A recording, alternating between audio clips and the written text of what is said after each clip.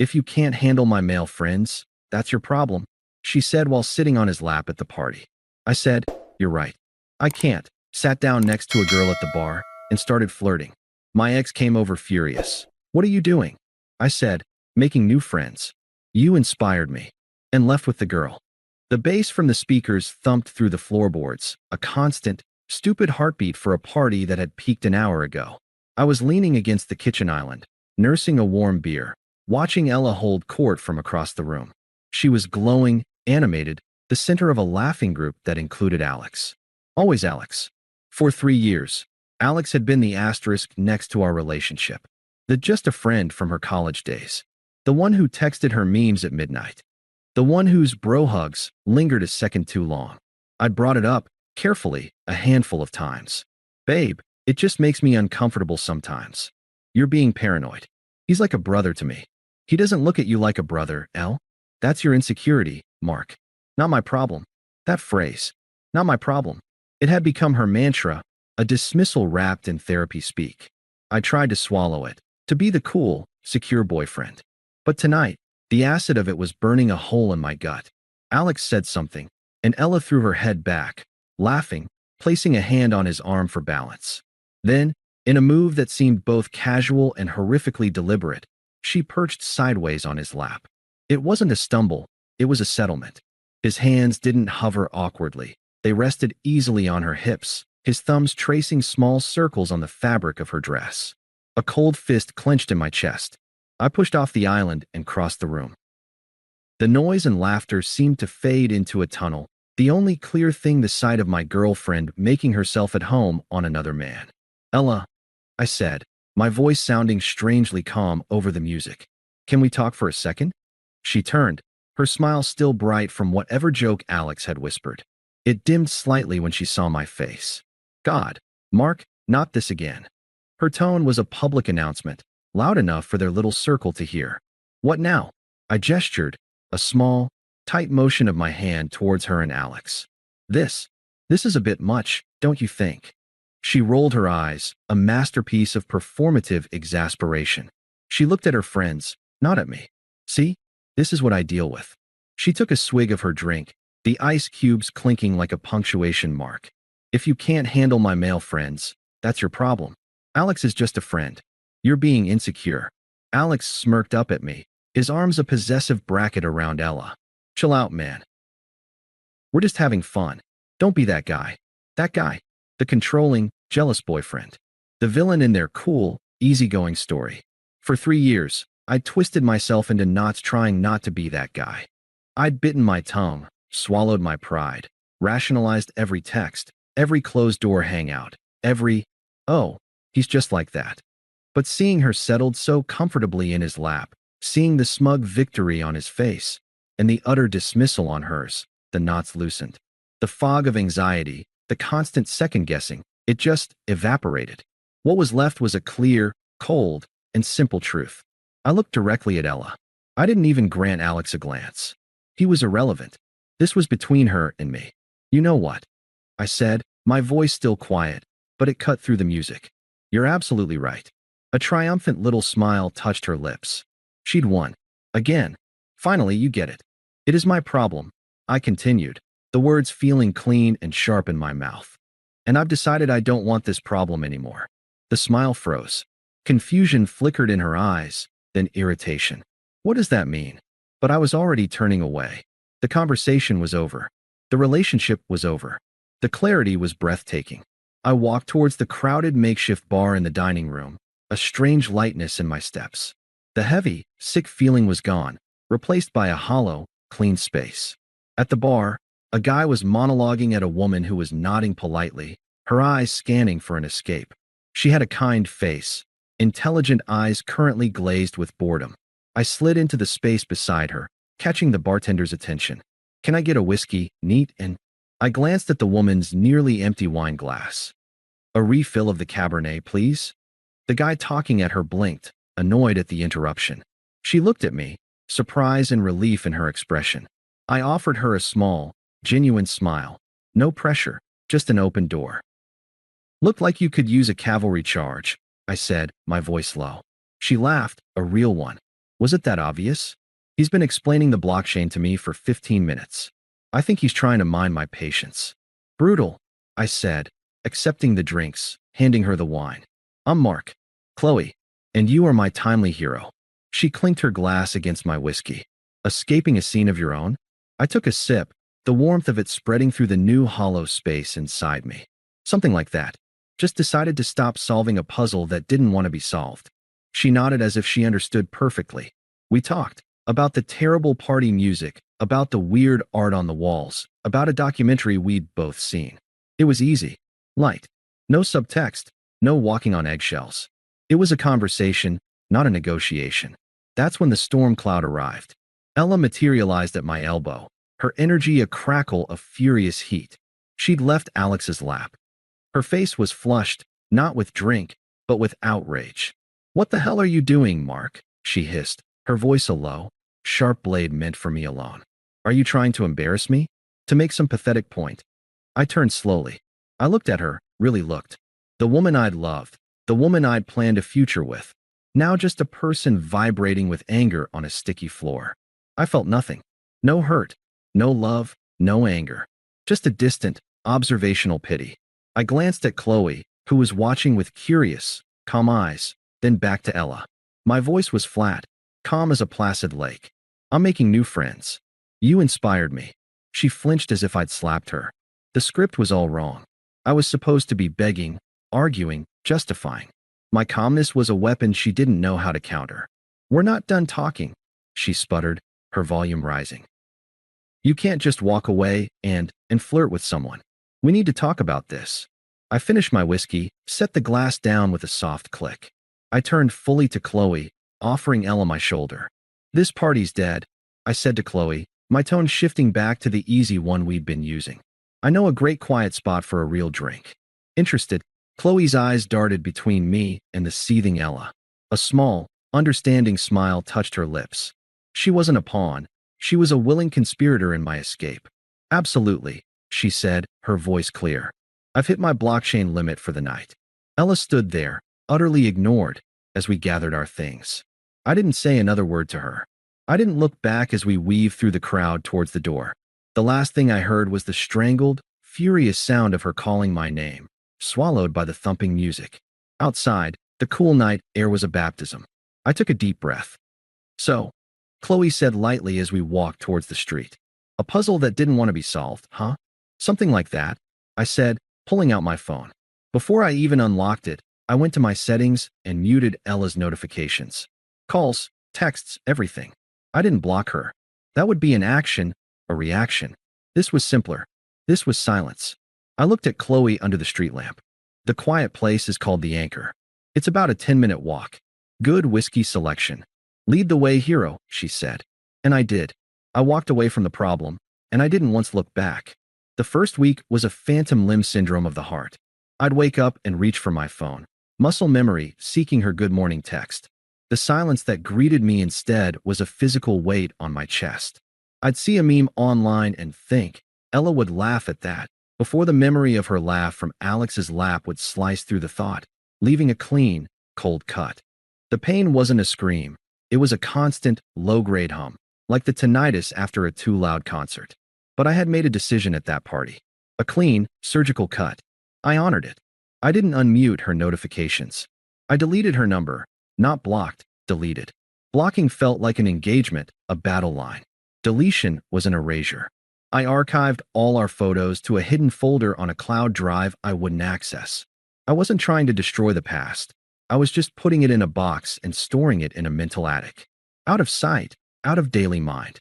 My friend David, who'd been at the party and seen the whole miserable finale, became my anchor. He didn't push for details. He just showed up. "You look like hell," he said on day 3, letting himself into my apartment with a six-pack and a bag of grotesquely salty pretzels. But also weirdly calm. "I feel hollow," I admitted, cracking open a beer. "But the hollowness is mine. It's not filled with her noise anymore."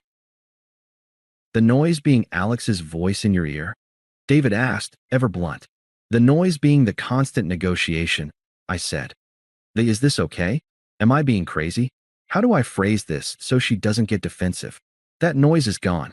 The silence is brutal, but it's honest. David nodded. So what now? Now, I said, looking around my apartment that still held traces of her. A hair tie on the side table, a specific brand of tea in the cupboard. I clean. I didn't mean just physically, though I started there. I bagged up the hair ties, the forgotten sweater, the half-used products in my bathroom. I gave the tea to David. I rearranged the furniture. I was exorcising geography. Then, I started building a new routine. The anxiety that had once been spent parsing Ella's texts and social media posts needed a new channel. I funneled it into the gym. The clank of weights, the burn in my muscles, the pure, simple metric of progress. Adding 5 more pounds, holding a plank for 30 more seconds. It was a language my body understood. It wasn't about getting ripped for revenge. It was about reclamation. This body, this mind, had been a habitat for her drama. Now it was mine again. I dove back into an old passion, woodworking. I'd let my small workshop in the garage gather dust because weekends were for couple time, which often meant following Ella to whatever brunch or event she'd planned. Now, the smell of sawdust and linseed oil became my therapy. I started a simple project, a cherrywood bookstand. The focus it required was total. There was no room in my head for Ella when I was worrying about a dovetail joint. Qley and I went on a few more dates. They were easy, fun. She was sharp and independent, with a career she loved and a friend group that didn't seem to operate on dramatic ultimatums. There was no pressure. We were both, as she put it, enjoying the peace after the storm. She was a symbol of the possible, a proof of concept that conversations could be straightforward and life could be light. I was, for the first time in years, at peace. It was a quiet, solemn peace, but it was mine. The unraveling of Ella's world came to me in fragments, like news from a distant, collapsing country. It started about 3 weeks in. David came over, a look of grim amusement on his face. So, he said, settling onto my newly rearranged couch. The Ella and Alex saga. It's accelerating. I was sanding the bookstand, the rhythmic swish-swish, a calming sound. I didn't look up. I don't need a play-by-play man. You're going to want this one, he insisted. Saw them at the grid yesterday. He was holding forth, loud as ever, holding her hand like a trophy. She looked tense, not happy, like she was waiting for him to say the wrong thing, which he did, constantly. I kept sanding. Then, David continued. He goes to the bar for another round, and some guy, just a random dude, starts talking to Ella. Polite, harmless. Alex comes back, sees it, and loses his shit. Not loud, but icy. Pulls her away, starts hissing in her ear. She looked embarrassed. And small. Never seen Ella look small before. A flicker of something passed through me. Not sympathy, but a cold recognition. The control she'd accused me of wanting was now being applied with a crude, obvious hand. By him. I said nothing. The sandpaper moved back and forth. The next report came via social media, by accident. I was scrolling through Instagram stories, and a mutual friend, Jake, had posted a clip from a barbecue. In the blurry background, near the grill, you could see Ella and Alex. They were arguing. Her arms were crossed, her posture defensive. He was gesturing wildly, his face a mask of contempt. The clip was 10 seconds long. It wasn't the focus of Jake's story, just an unfortunate slice of life in the corner of the frame. I watched it once, then moved on. It was like watching wildlife footage. A week later, David's reports turned darker. Okay, this is getting messy, he said, his usual humor gone. So, Alex basically moved into her place after you left. Like, immediately. I guess his sublet was up. Now, according to Sarah, who is somehow still talking to her, he crashed her car. Her car, Mark. Took it out, wrapped it around a signpost. He's fine, of course. I looked up from staining the now-finished bookstand. Is she okay? Physically? Yeah, she wasn't in it. Financially? No. The guy has no insurance. Like, literally. And he's apparently saying it's not a big deal, and she should chill. The repair estimate is astronomical. She's on the hook. I went back to staining, the rich walnut hue soaking into the grain. I felt a distant ping, like radar detecting a shipwreck far out at sea. But no urge to launch a lifeboat. The kicker, David said, was at Mike's game night last weekend. They showed up, and the tension could have been sliced and served. He was mocking her for being stressed about the car money, called her high maintenance and a burden, His words, according to Mike. Ella started crying. Actual tears. And Alex just rolled his eyes and left. Took an Uber. Left her there sobbing. Mike had to drive her home. The image was stark. Ella, who had always been so fiercely in control of our narrative, who had dismissed my concerns as baggage, was now publicly being reduced to tears by the very man she'd chosen. The irony was so perfect it was almost literary. And still, I felt nothing for her. Only a deepening sense that I had escaped a collapsing building mere seconds before the whole thing pancaked. That night, as I was placing the finished bookstand on my empty shelf, my phone vibrated with a text from an unknown number. But I knew the cadence of the words. Unknown number. Mark. We need to talk. It's important. The tone was so familiar. Imperious. Assuming importance. Assuming access. The ghost of the phantom limb twitched, but there was no pain, just a memory of an old sensation. I looked at the message for a long moment.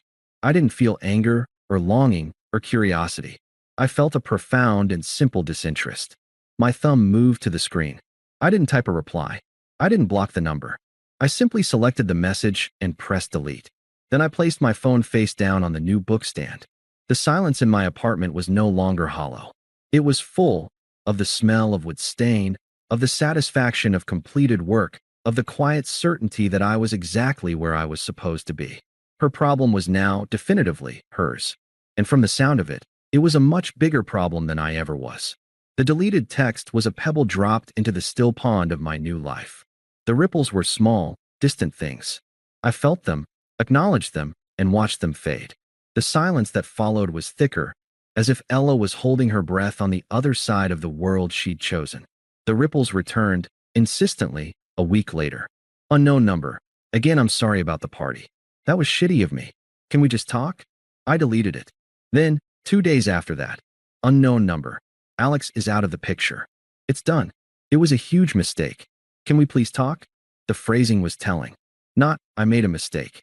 It was a mistake. Still externalizing.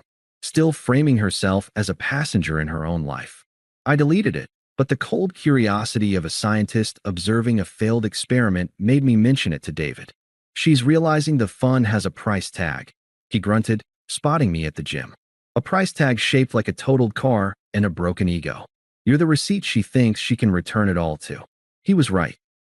I wasn't a person to her anymore. I was a reset button. A safe harbor she'd smugly sailed away from, only to find the open water full of sharks. The next ripple wasn't a text. It was a phone call. The number was different, but the area code was one I associated with Sarah, Ella's most loyal lieutenant. The one who'd always liked my stability for Ella while secretly, I think, envying Alex's spark. I let it go to voicemail. An hour later, the notification popped up. I listened, hands steady as I loaded plates onto the barbell. Mark, it's Sarah. Her voice was a poor imitation of compassionate reason. Look, I know she messed up, okay? She knows it too. But God, Mark, she's really hurting.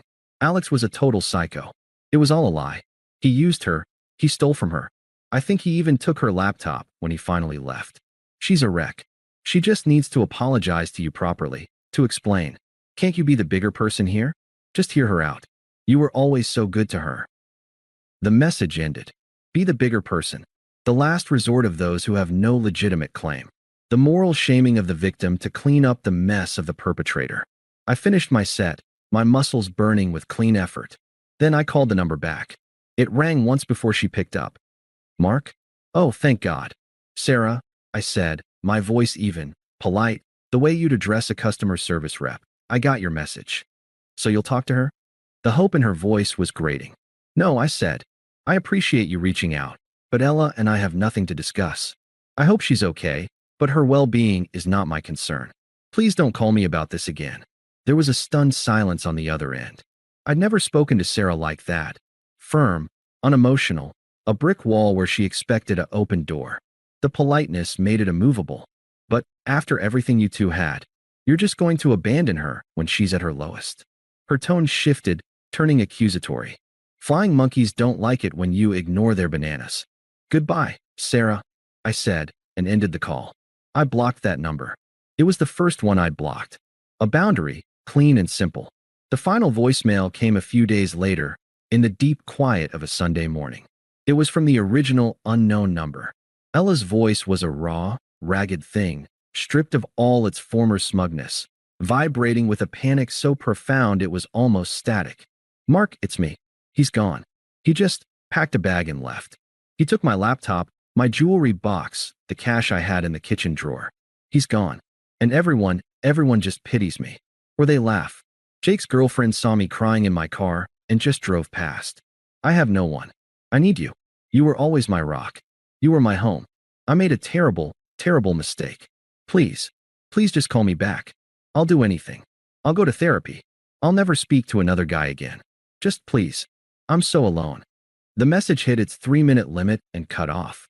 I sat at my kitchen table, sunlight streaming in, painting my finished cherrywood bookstand in a warm glow. Inside me, there was no schadenfreude, no victory dance. There was just nothing. A vast, quiet expanse where her drama was now a faint, tinny echo from a land I'd permanently emigrated from. Her suffering was real, but it was hers. It belonged to the life she'd chosen when she sat on his lap. I felt no ownership of it, and no desire to share its burden. I deleted the voicemail. The final encounter happened not because I sought it, but because the city is only so big, and life has a sense of poetic timing. It was a Saturday at the bustling farmers market downtown. I was with Qley. We were in what she called our Saturday groove, coffee in hand, reusable bag over my shoulder, debating which artisan cheese to buy. We were easy together. We held hands not for show, but because we liked to. She was telling me a funny story about a client at her architecture firm, and I was laughing, really laughing, the sound coming from a place of uncomplicated joy. That's when I saw her. Ella was standing by a stall selling wilted-looking kale, alone. She looked diminished. Her clothes were rumpled. Her hair lacked its usual fierce style. She was staring at a bundle of carrots without seeing them. She looked like a ghost haunting her own life. She must have felt the weight of a gaze because she looked up. Her eyes locked with mine. A jolt went through her, a shock, followed by a desperate, drowning hope. Then her eyes flicked to Qley, to our joined hands, and the hope curdled into something ugly and raw. She looked back at me, a silent, wounded accusation in her eyes. "How dare you be happy?" She walked over, each step seeming to cost her. Qley felt my hand tighten slightly and followed my gaze. She didn't let go of my hand. "Mark." Ella's voice was a dry leaf scraping on pavement. I turned fully. "Oh, hi, Ella." My tone was the one I'd used for a coworker I barely recognized from another department. Polite, distant, and curious. She flinched at the sound. Her eyes, red-rimmed and tired, darted between Qley and me again. "You look good." The words were ashes in her mouth. "Thanks," I said, a simple acknowledgement of fact. "Can we talk?" she blurted, the rehearsed lines from her voicemails tumbling out. "Just for 5 minutes? I've been through hell. You have no idea." I gave a small, casual shake of my head. The movement was final. "There's nothing to talk about, Ella." The calm rejection, delivered in public, broke something in her. The wounded look hardened into a flash of her old, entitled anger. "So that's it," she hissed, her voice low but vibrating. "After 3 years, you just replaced me, and that's it? You don't even care what he did to me? What he took from me?" I looked at Qley then. I saw no jealousy, no anxiety in her eyes. Just a quiet, steady presence. A partner. I squeezed her hand, a silent communication she understood perfectly. Then I looked back at Ella. "I care about the life I'm building now," I said, my voice clear and calm, carrying no malice, no heat, just simple, unassailable truth. "The past is irrelevant. I wish you the best, truly. But we're done." I turned to Qley, the conversation already a closed file in my mind. "Ready? The guy with the amazing cheddar is about to pack up." "Sure," Qley said, her voice warm. She offered Ella a small, polite nod that held no hostility, only a profound and unbridgeable distance. "Take care." And we walked away. We melded back into the flow of the market, the sunlight, the smell of fresh bread and coffee. I didn't look back. I didn't need to. I could feel her standing there, a statue of regret and rage frozen in a spot I had already left miles behind. As we sampled the sharp, perfect cheddar, Qley bumped her shoulder against mine. "You okay?" I took a moment to scan my interior landscape. There was no turmoil, No lingering bitterness, not even pity. There was just the taste of good cheese, the warmth of the sun, and the calm, steady hand in mine. Yeah, I said, and I meant it with every quiet, rebuilt piece of my soul. I'm really, really okay. The problem was gone. And in its place, I had built a piece that was entirely my own. Thanks for watching.